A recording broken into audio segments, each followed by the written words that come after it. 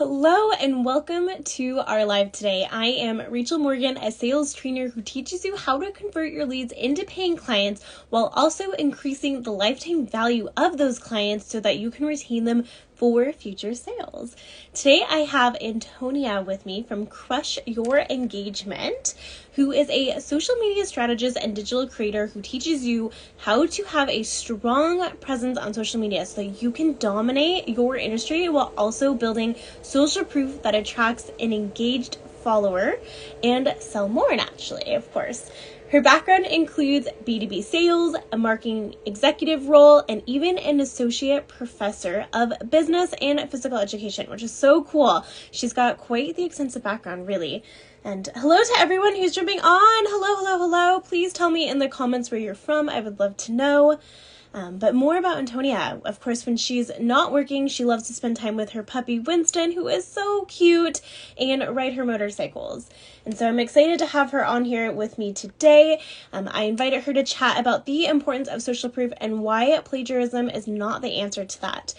Both of us have actually had our content stolen from other creators and entrepreneurs in this space, and so neither of us knew quite what to do and how to handle it, and we both understand the importance of social proof and building authority and reputation for yourself. So I know that, if this has happened to you as well, you are not alone, and so we're going to talk about a little bit about that and what to do and what to expect, and I only found it fitting to invite her on. So let's definitely get Antonia on here. She's a star. And hey, Alia. Hello! Yay! Hi! It worked! Yay! And hello everyone who's just joining. If you have any questions at all, make sure to put them in the comments for us so we can address them, and we want to know where you're from. See if we have any shared places that we've been. So hello everyone. Oh my gosh. Okay. Well, Antonia, thank you for being here. Could you tell us all where you're from? Thank you for having me, Rachel. It is so great to meet you live again on Instagram. I am from Southern California, but I live in the rainy state of Seattle now. And I've been here for several years. And hi, Pat. Sorry, I got distracted. And my husband's from here. So my children are now, of course, from here. So I'm kind of attached to Seattle, although I'd like to go back to Southern California at some point. Oh, I'd like to go where Pat is in Ireland. That would be super fun. Yeah. I've been to Ireland, actually. I loved it. It's an absolutely beautiful, beautiful country. Uh, I would love to visit again. So I love that. Well, funny story before we get into it. Tony and I actually met in Instagram and we realized we lived like 15 minutes from each other. So this is such a treat to also be your friend, but to go live with you and learn from you as well. So thank you. yeah, it's so great meeting you in person. It's so nice that we live so close by. And it's terrible that we don't get meetings in person more often. It's crazy. Right. It is crazy, but that's the power of social media, right? And your reputation as a brand. So a great segue, really, Tony. So first of all, before we can even talk about building social proof or plagiarism, we have to know what social proof is. So in your own words, what is social proof? Well, there's a definition, and the basic definition is that it's doing something or being urged to do something or influenced to do something because other people are doing it. And what that means for a service-based provider online is that you've earned the trust of your community and your industry experts. And so if you solve problems that your ideal prospects want solved, then there is proof from your industry experts and your peers that you solve those problems. People will find you and they will hire you to solve those problems. Right. So essentially you're saying that you are building proof for what your expertise, what you have to say socially.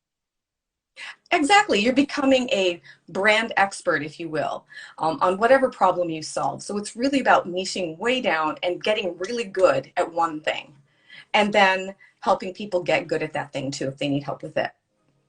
Yeah, I love that. And so why do you feel like we need it? Like, why is that so important to have proof if we know what we're talking about? Why Well, does it matter? we may know we're talking about what we're talking Yeah. about, but our potential prospects don't. And here's the thing online. Your prospects don't want to be hounded by you. They will run from you if you try to chase them. But when you build as an expert and an authority and maybe even a thought leader, your prospects will come looking for you. They will flock to you. So you'll attract the right kind of followers. You'll attract industry experts and the right people that you can collaborate with. You'll attract your prospects. So what that means is that you don't have to go chasing them. They come and find you.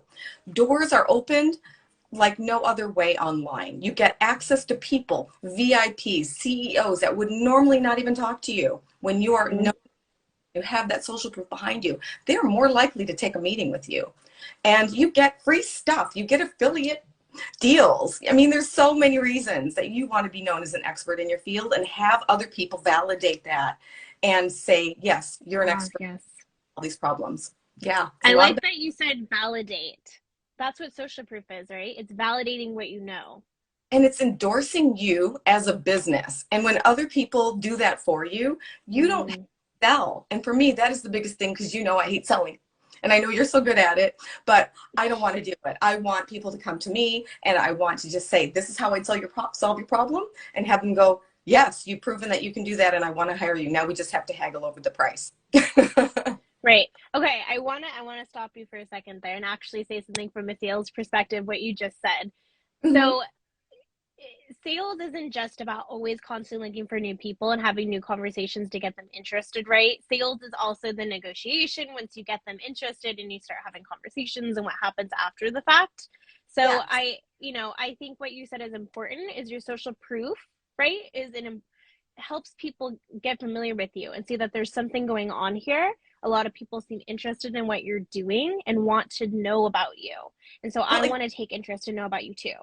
Yes, and it gives you leverage when you're negotiating, right? You have a lot more work to get the dollars you deserve when other people validate and endorse you. So it just helps your sales numbers go up, not only with just the number of clients you get, but the value per client is so much higher. I'm selling 5 to 10K deals now. When I started, I was like barely selling $100 deal. So it took me a long time to really build that reputation in my industry. But it was worth the time and it was worth the effort. I can say, looking back, even though it was a lot of work and it was not an easy journey. That's the key, right? Is that it takes time to build a reputation. I remember someone, actually the CEO of the company I used to work for, said, it can take years and years to build a reputation. And I think this will be a good segue for a second, but it only takes seconds for it to be destroyed. And so I think it's just a reminder that it takes time to build up social proof. It's not an overnight thing, and that it's okay that it takes maybe a year or 2 years. I think about these big brands, and are we not more likely to pay attention if our friends like them and they seem to have a good following and they're a busier store at the mall, or, people are like, what's going on here, right? That's kind of social proof. Exactly. It's funny because businesses will all of a sudden seem to be just popping up, right? And they're really successful, and you think, oh my gosh, how did they do that so fast? But the bottom line is they didn't do it fast. You just didn't see the behind the scenes 2 or 3 years that they put in.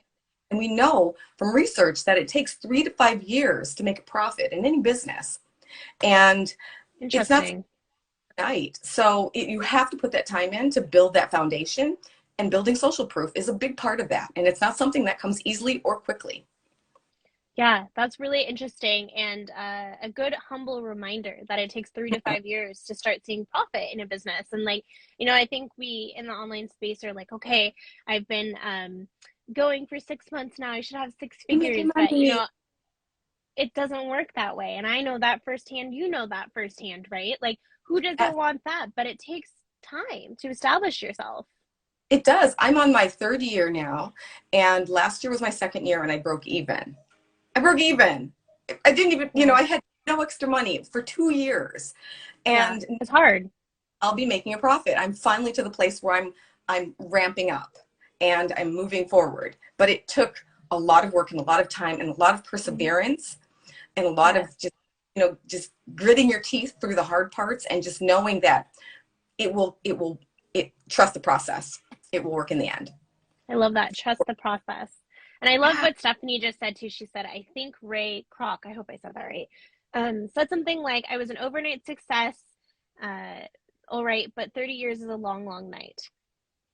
Yeah, It is. That's right. That's exactly right. And people forget that, and they get really frustrated, and they're impatient and think, oh, I should be, this person's way ahead of me.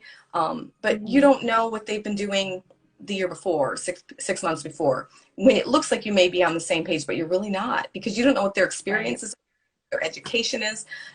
Maybe they've run a business before. Maybe they've had several businesses before, and they've done this before. So of course they're going to go a little faster because there's a learning curve in this business. Well, you don't know if they had clients to begin with, like what really got them started. There's always so much more behind the scenes than because people will put out what they want you to see, right? That's true.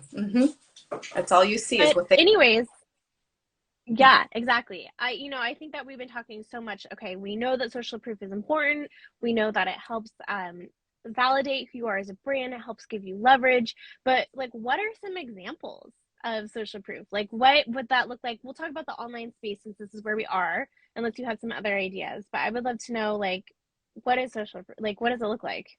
What it looks like is using your experience and knowledge in your content to answer questions and solve problems. Like, for example, I talk about my Crush Your Captions process. I have content that are maps, that are infographics of what the steps are when you work with me, what the beginning result, what the beginning part is, and what the end result is. Like, this is the transformation. This is like the pain you're in now, and this is what it's going to look like when you're done. Here's all the people that say, yes, it works. I've worked with her. I know that this works. So using your experience and your knowledge is really important. And then sharing industry trends is another really good way to get social proof. But you have to show them in a way that you have an opinion about them.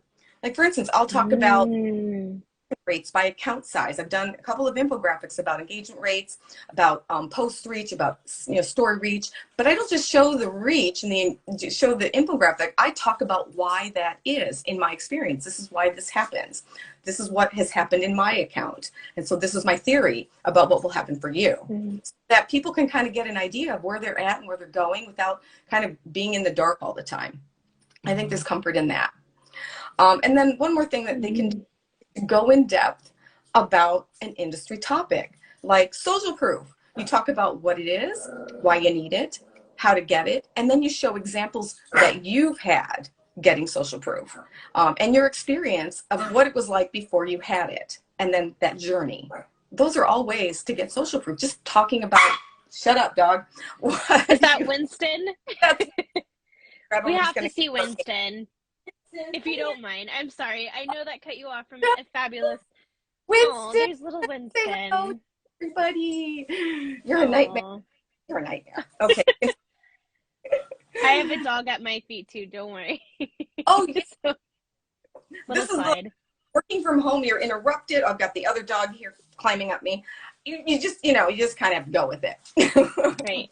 Well, okay. So basically what you're saying is social proof looks like, or ideas on helping you build social proof, right, would be your experience. So sharing the knowledge from the industry, right, and having the resources, like demonstrating where it came from, right, like this is a legitimate thing and here's why, right? And so I want to come back to that in a second because go ahead, you were going to say something. When you do post this information, when you have your competitors validating that, when you have your competitors saying, yes, that works, yes, exactly that, I've been there and I know that what you're saying is true, that's where the social proof piece comes in. You have really good information that reflects your brand and your unique identity, but other people validate it, and that's the key.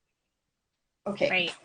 And then I would say the other thing that you had brought up, which was really good, was sharing testimonies, right? Like this, or like testimonies would be the word. It's, hey, I've dealt with this before. Here's what the results of that have been. I think that's the proof that what you're talking about actually works. Yes, and case studies are great. I love doing case studies, what the client's problem was, where they started, what the situation was, all the data that goes around it, and then what the process was, what we went through to make the change. And then over time, because, my case studies aren't something that I can come up with in a month. It takes 6 months to a year for me to see from start to finish the results. So that's kind of fun to share that process, and like, this is what we did, and this is how I measured it, and this is what happened, and this is what the metrics we were looking for, and this is how we iterated the mistakes and came through and tried something else. And then these were the end results from all of that work. And so, Right, right. And it's powerful because you're like, hey, I'm this person too. And it helps people identify with that case study and see themselves in it.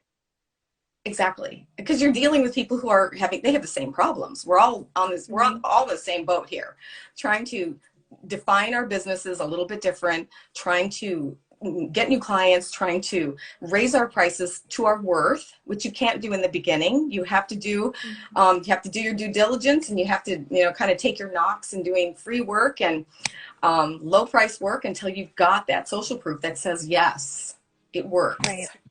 Right. Testimonial is a powerful thing. I think that we naturally want to go to things that other people have done. We don't always want to be the first person to say yes. And so Right. seeing what other people have to say is a really powerful thing. And also Yeah. like I think we talk so much about strategy, but we don't always know why. That's the important thing is like, why are you doing something, right? And so what you said is demonstrating like, this is why you're doing it because you can go from here to here and being able to speak about it. That's the important part and really understanding why something worked. Exactly. And what goals were you trying to reach? And then how did you get Right, there? Instead of just right, erroneous doing things and then, oh, they happen to work, but we don't know why. It's like, you right. know where you're going. You have to know what your end result wants to be before you start the process. And that's the piece that people buy. Mm, They know they right, want the result, and then they see how you did it, and they see other people's results. And so it definitely is powerful. right, right. And Stephanie said, I love this. And I think this is a just such a good reminder and the importance of like, well, okay, like first of all, I know I don't share enough about wins and the why behind strategy, like, and the how, right? I think we just talk about this is the strategy, you need to be doing these things, but we don't talk about the why. And that's why social proof is important. It's to demonstrate socially why. But I would also say, I mean, your handle is crush your engagement, right? Like the engagement you get on these posts is also social proof, right? The likes, the comments, the saves, right? I would argue. Yes, that's absolutely online what you are looking for. You're looking for those likes and comments, but you're not looking for great posts. You're looking for people to say, Mm, yes, that's exactly right. I agree with that 100%. I've experienced that. And yes, you are right. Or, hey, you are the queen of engagement because you know how to do this, unlike anybody else. When you get those kinds of comments on your content, it's so validating, and it's mm-hmm. powerful. People that could be potential clients come and see your account. And I don't sell on Instagram, but I Mm-hmm. use platform of social proof and brand authority. So my clients that come from LinkedIn and from Facebook, all different places, they come and they check that out and they see that there is proof behind what I'm Right, saying. So it's really just right. a great platform to build a portfolio of proof.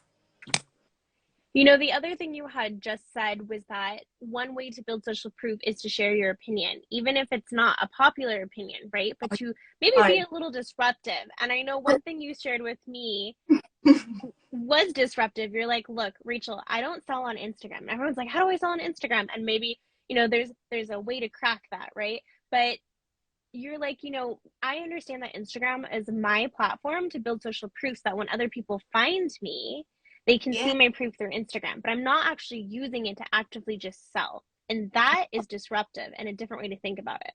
Well, you don't have to, because people even on Instagram will find me. People that, I don't try to sell to anybody, but they come and they've asked me, well, can you help me with this? How, what would it be like to work with you? What solutions do you have to this and that? I have people turning up on as strategy calls on my calendar every week that people are like, who are you? I don't even know you. I've never talked to you. I don't know anything about you. Your account looks like it's fake. And then I get on this call Mm-hmm. with them and they're like, well, I have this account that's fake because I don't want people like you, people that are selling things on Instagram or Mm, whatever. I don't want them coming to torture me. I don't want them coming after me and trying to sell to me. So I have this account that looks like a bot so that I can vet people out when right. I'm looking. So that social proof helps Crazy. when you're not selling. I mean, I'm not, my ideal client is not on Instagram. They don't have 10 grand, most of them, right? Right. Right. There are other places, but there are other people that have maybe less money and still want coaching or still want a solution that I can provide. I do have those lower price things for the people that I choose to work with on Instagram. But it's Right. nice having an option, not having Yeah. to be desperate, not having to take everybody who comes along and then to have bad experiences with clients that aren't any, like, aren't, have no integrity or don't do what they say they're going to do and make it really hard for you. I don't have to deal with that anymore. And that comes from the ability to be choosy that you can only get when you have proven that you know what you're talking about and you know how to solve problems. Right. Right. So I think that we all want engaging comments, right? Like we want comments that validate what we do, but so often, I mean, I still get them. You probably still get them where you're like, great post, or they just drop an emoji. So how Yeah. do you get to a point where someone actually leaves a thoughtful comment? Oh, it starts from the beginning. You train your community. You align yourself with the right people in the first place. You align yourself with people in your, with the same audience that are solving the same problems. But here's the thing, you have to solve them better so that your community will come and check that out. And they'll be like, oh my gosh, that was a solution I didn't think of. Or, you know, that was a different way of doing that I never thought of. Or this here was data I never looked at before. You have a new point of view. And then also you nurture those people, you nurture those relationships, you comment on their content in a valuable way, right? You go and you check out their profile, you see what you like about them, you see what the post is about. And if you can give something either complimentary or add to the conversation, that's my favorite thing to do. I try to look for what the holes are and where something's missing, where I can add something of value to the conversation. Right. It opens up dialogue in the comments, which people really appreciate because that just makes their skyrocket. So it's all about, you know, using that knowledge, using that social proof in people's comments, saying, you know, I can add to this. I can, you know, I can have a conversation with you. It's a great conversation to have. Let's talk about it. And people come back and they repay that. That law of reciprocity is very powerful as well. Right. So it's making sure that when you take the time to engage, that you're leaving an engaging comment yourself, right? And adding to the conversation. It's looking for the gap or adding your thoughts to it, right? And validating the other person, because you're right. When we tend to leave comments on other people, they tend to comment back to us as well. And I feel like if you leave a really thoughtful comment, you're going to be like, okay, I need to leave one back as well. Yes, I've had people actually leave me messages in my DMs and says, you know, I have to tell you that I always feel obligated to leave you a really good comment because you leave such high quality comments on my posts. And, you know, that means a lot to me. So thank you. And I will always try to find something that, you know, validates what you do if I can. And that means a lot for people in my community to do that. I think it's, yeah, it's important to be able to have that because you can count on your community to help you build your brand. And it makes it so much easier and so much more fun when you have that group of people that are growing with you and they've seen you, especially if you've got people that came with you from the beginning and they saw you go through the pain. And if you're transparent like I am, my account shows everything, all of my mistakes, and I talk about them because I'm like, gosh, you guys, I want to make sure that you don't make this mistake. So don't do this thing. Don't delete your name like I did trying something out and get it back for a month. Yeah, So, I mean, community is a powerful thing. And I think what you're saying in many ways is that the comments left on our posts are basically testimonials. And people really do read them, especially when they're considering working with you or want to know more about you. They want to know what people are saying about you. And so I think that we forget that when we leave comments on people's posts too, is that people see us and find us that same way. And so your online presence is really important to your reputation as a brand. People see it. It's forever. And that reputation segue into plagiarism, right? Yes. How quickly you're ahead of me. I love it. can be destroyed because those of us who work really hard to create content that's unique and valuable, we know the origin. Like that post that I did, 44 ways to talk about one topic, that one that was stolen, one of the many. And if you went to that guy who stole that post and said, how did you come up with those ideas? He wouldn't have an idea. He would have to just he couldn't tell you anything. Whereas when I was asked by Instagram, I said, oh, Mm-hmm. I have 44 posts that I actually use those headlines or use those topics. So you can look through my content. I came to that from my own content. And Right. that's where the difference is, where I can speak to the origin, I can speak to the process. And people who steal Right. content, they can't do that. And So people I figure think that. right, right. So what you're saying is, for those that are tuning in, that are just listening, Tony and I have both had our content literally taken word for word. Whoops. Sorry, I lost my AirPod. So hopefully you can hear me. We have had our content taken word for word and recreated in someone else's branding, and they are plagiarizing it in the sense that they literally um, tried to say that it was their own words and their own thoughts and then posted it to their community. And I know for me, the person that had this had a couple thousand followers. I'm not sure about you, Tony, but when we're talking about social proof and building a reputation for yourself, people are looking at you to be an expert. And so if you're taking other people's content and resharing it, there's a lot of problems there, right? When it comes to reputation. And of course we think no one will know. It's the online space. There's so many people out there. Like, how would they ever know, right? Well, my case is my community came to bat for me. They went to that post. Mm-hmm. They said in the comments to this guy, hey, that's Tony's post. She posted this a month ago. I know this is her content. And she's not okay with this. You stole her content, take it down. So several people went and like blasted him. And so that's the thing. That's where your reputation can go awry, because if you're stealing content, your community, if you're good at what you do, your community will recognize that and they will back you up 100%, and your reputation will be tarnished because people will come into your comments and say you're a liar. And that doesn't do very much for your reputation when you're stealing content. Right. And And people, it takes that one post to completely destroy your account, right? Where people don't trust you anymore. That's the key to selling, right? And business is building trust with your community, right? And it takes a long time to win someone over, but it takes seconds to lose it, and you'll never get it back. You'll never get it back once that trust is gone. And I say a lot of things that are controversial. I argue with a lot of people. A lot of those big accounts didn't like me in the beginning because I was like, use your data, damn it, you're a business. They're like, no, don't use your data because you should be giving quality. I'm like, how the hell do you know if you're giving quality if you don't look at the data? If you're a business, you should be using data. That's how you measure. And I got blasted. But I will always be upfront. I will tell you when I make a mistake. I will own it. I owned it with a guy because I was not nice to him in the DMs because he told me that I shouldn't swear. And I was like, what the fuck is this? And I do. I swear. It's part of my brand. It's who I am. And that's perfectly okay. The right people are okay with it. The people that are not my people would, of course, not be. And that's okay because they shouldn't be following me. They shouldn't be communicating with me anyway because they are offended by that. And so that's why I think being really upfront and transparent about who you are, your brand, your mistakes is really important because the right people are okay with that. And it took me 2 years to get that out. And that was not a it was hard. And I think that when we take someone else's post, I know that we had chatted about this too, because we both were like, and I want you to share like your resources too, like what to do. But think if they're taking your post and it's not their idea, they're probably not posting about it again. They don't know how to repurpose. Well, they know how to repurpose. They don't know how to repurpose their own idea, right? And they don't know how to talk about it in different ways, right? So it's kind of like it actually doesn't actually help your account, right?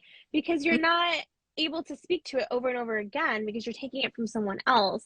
And then if you're taking it, I mean, it's okay to be inspired, right? Like we all get inspired. Everyone gets inspired, but it's owning up to the fact that like, hey, I learned this from so-and-so, and I had to share this amazing knowledge with you, and giving credit where credit is due. And your community, there's no, like they say there's no original thoughts, right? Everything comes from somewhere else. Yes. I think the uniqueness is where you pull thoughts from a lot of areas and you test them out, and you curate them, and you make them into your own thing. That's how it becomes new. And I think getting inspiration is of course the thing to do, especially when you're new. You don't even know like what you don't know. And being able to look at these accounts that are successful and go, oh, okay, this is what they did. I'm gonna like do something similar. It's okay if you're getting permission from them. You send them a DM and say, is it okay if I use your idea here, and I will definitely put you in the post. I will put you in the caption. I will make sure that they know that this inspiration came from you. And then I'll put a link to your post so that they can go compare the two, right? So that they know there's transparency there, that yes, this person had this idea and I'm elaborating on it. So that's, I think, ways to have permission, and then to make sure it's really visible that that, you know, that knowledge came from someone else. Right, right.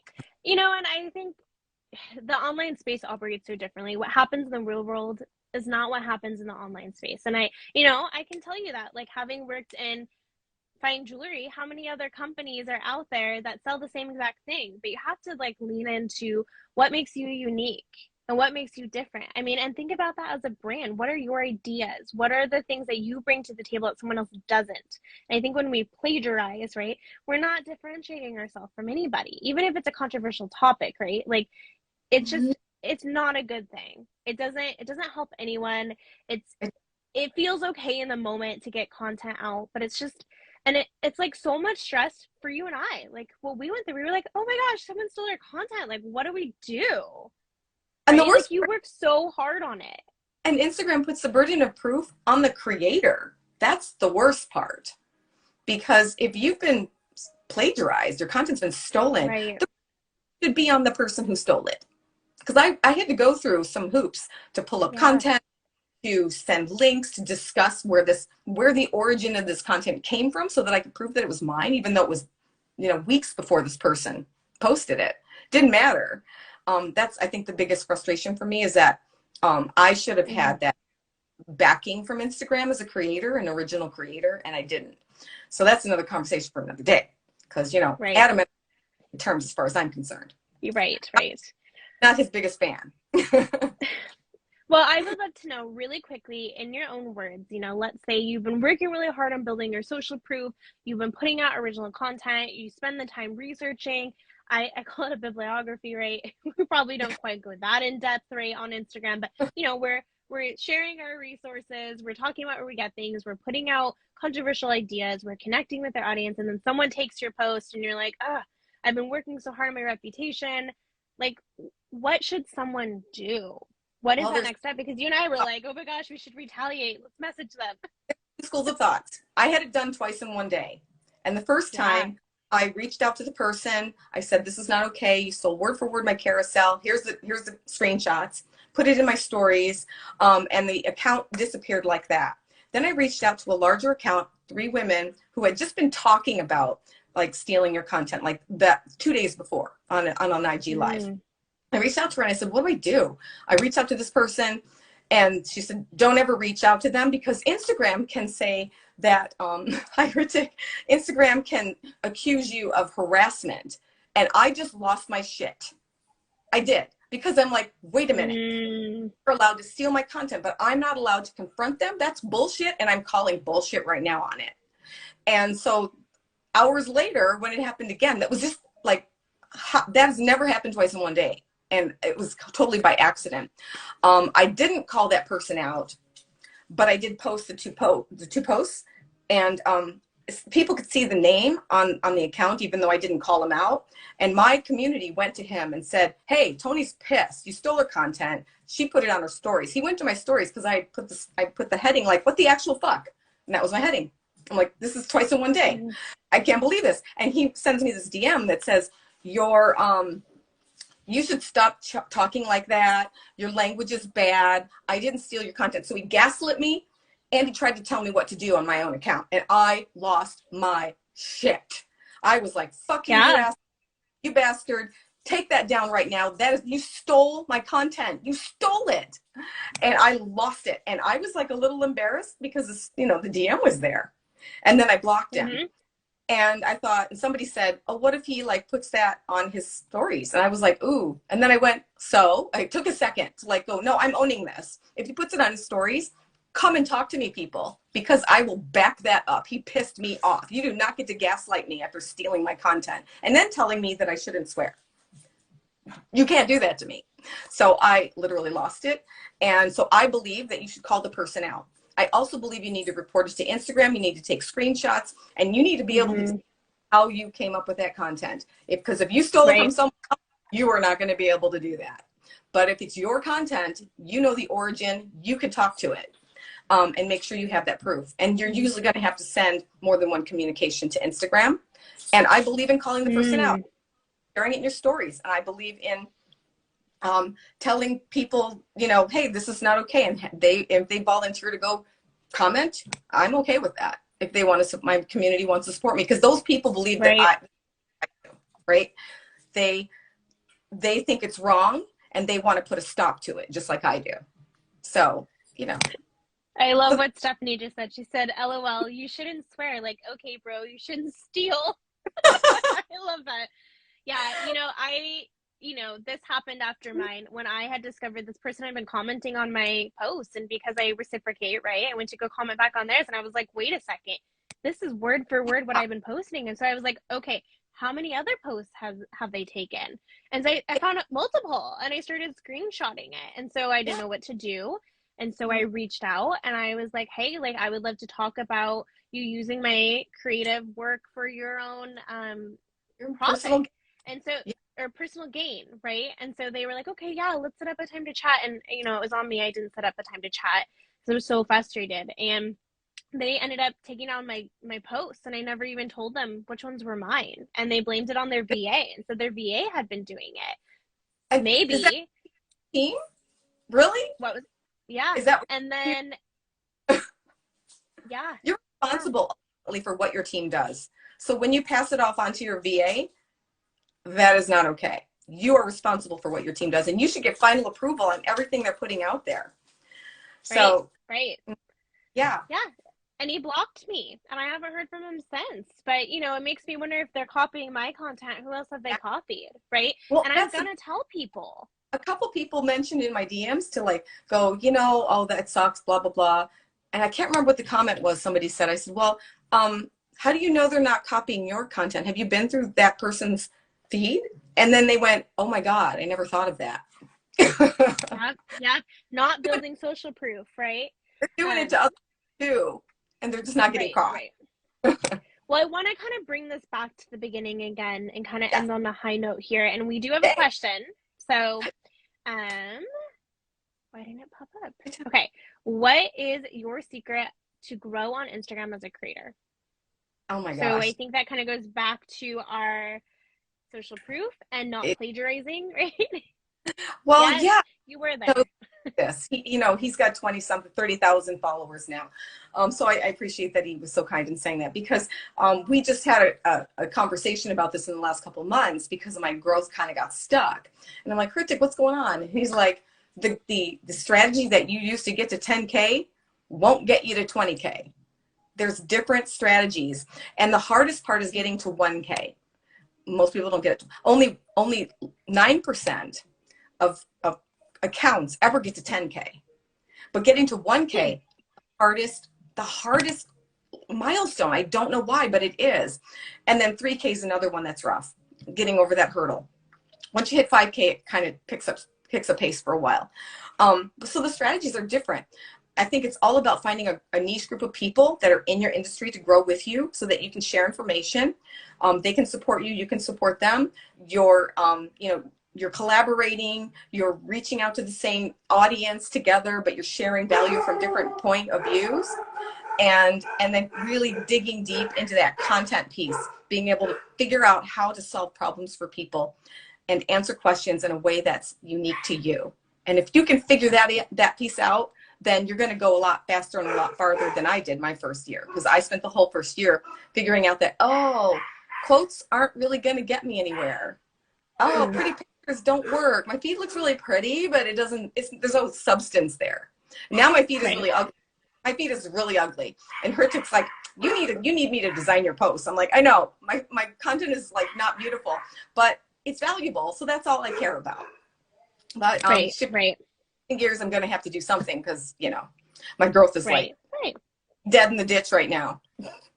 Oh, well, it's, you're right. Like it is, you know, what works at the beginning doesn't always work. And that's just true in business, right? That's why we set new strategies and goals every year. That's why we revisit them every quarter, right? Each quarter is different depending on the time of the year. So it's not strange to hear you say you have to revisit your strategy on growing your account every so often as well.